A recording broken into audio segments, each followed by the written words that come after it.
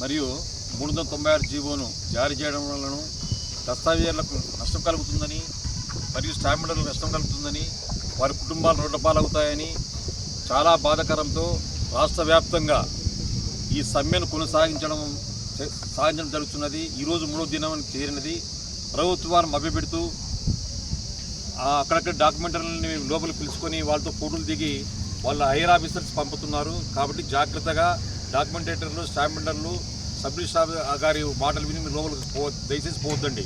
కావున ఈ 396 జీవో రద్దయ్యే వరకు మనమందరం ఐక్యతతో అందరూ కలిసికట్టుగా సమ్మె చేస్తూ, అవసరమైతే నిరాదీక్ష చేస్తూ, అవసరమైతే ఎమ్మెల్యే గారితో కూడా కలిసి వారికి కూడా వినతిపత్రం సమర్పించుకుంటూ మనమందరము కలిసికట్టుగా ఈ సమ్మెను జయప్రదం చేసుకుంటూ పోతూ 396 జీవోని ఖచ్చితంగా రద్దు చేయాలని, చేయకపోతే చేసే వరకు మనం సమ్మెను విమించుకునేది ఉండదని మనమందరము కలిసికట్టుగా ఈ సమ్మెను కొనసాగించాలని రైటర్లకు, దస్తావేజు లేఖర్లకు తెలియజేయడం వల్ల ఈ 396 జీవోను ప్రైవేటీకరణను ప్రజలకు వారి ఆస్తుల పట్ల అభద్రతాభావం ఏర్పడి ఆస్తులకు భద్రత లేకుండా పోతుంది.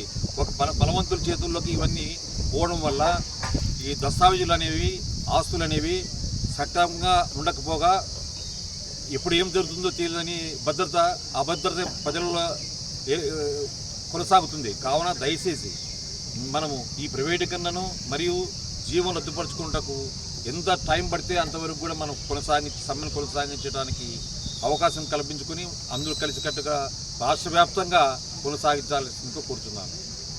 ఈ ప్రకారం దస్తావేజు లెక్కలు అయితేనేమి, స్టాంప్ మెడర్లు అయితేనేమి, వాళ్ళ ఫ్యామిలీలు, వాళ్ళ పిల్లలు రోడ్ల పాలవుతున్నారు. దగ్గర సుమారు 5 లక్షల మంది కుటుంబాలు రోడ్ల పాలవుతున్నవి. ఇవన్నీ ప్రభుత్వం వారు గమనించి మాకు ప్రభుత్వం వారు ప్రభుత్వం మాకు రాసిన దానికి కానీ, ఈ సలహాలు ఇచ్చిన దానికి కానీ మాకు డబ్బులు ఏమి ఇవ్వడం లేదు. మేము ప్రజలు వస్తే మా చెంతకు వస్తే ఒక డాక్యుమెంట్ రిజిస్టర్ కాబట్టి ఈసీ తీసుకొని వాటిపైన మనం వెరిఫికేషన్ చేసుకొని ఏ విధంగా రాసుకోవాలి, ఏ విధంగా నచ్చ చెప్పి వారికి అందుబాటులో ఉంటూ వారు ఇచ్చిన డబ్బుతో మేము తీసుకుంటూ మా జీవన వృత్తిని గడుపుతున్నాము. ఈ దశలో ప్రభుత్వ వారు మాకు సహాయం చేయకపోగా మనల్ని పూర్తిగా తొలగించడం అనేది చాలా బాధాకర విషయం. ఈ సందర్భంలో రైటర్లందరూ వారి కుటుంబాలన్నీ చాలా విచ్ఛిన్నమై చాలా బాధాకరంగా జరగగలదు.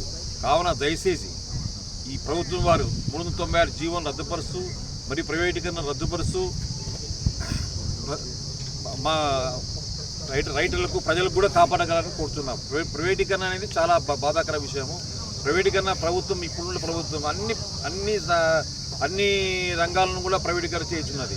ఇది రీసెర్చ్ శాఖ ప్రైవేటీకరణకు అవకాశమే లేదు. ఎందుకంటే వీటికి రికార్డులు ఉంటాయి, భద్రత ఉంటుంది. కొన్ని పాత ఓల్డ్ డాక్యుమెంట్స్ లోపల నుంచి రికార్డ్స్ అనేవి ఉంటాయి. ఇవన్నీ భద్రత ఉంటుంది. కాబట్టి ప్రైవేటీకరణ చాలా అభద్రతా భావం. కావున దయచేసి రైటర్లకు కానీ, స్టాంప్ మెడర్లకు అన్యాయం చేయకూడదని ప్రభుత్వ వారిని మరీగా కోరుచున్నాను. థ్యాంక్స్.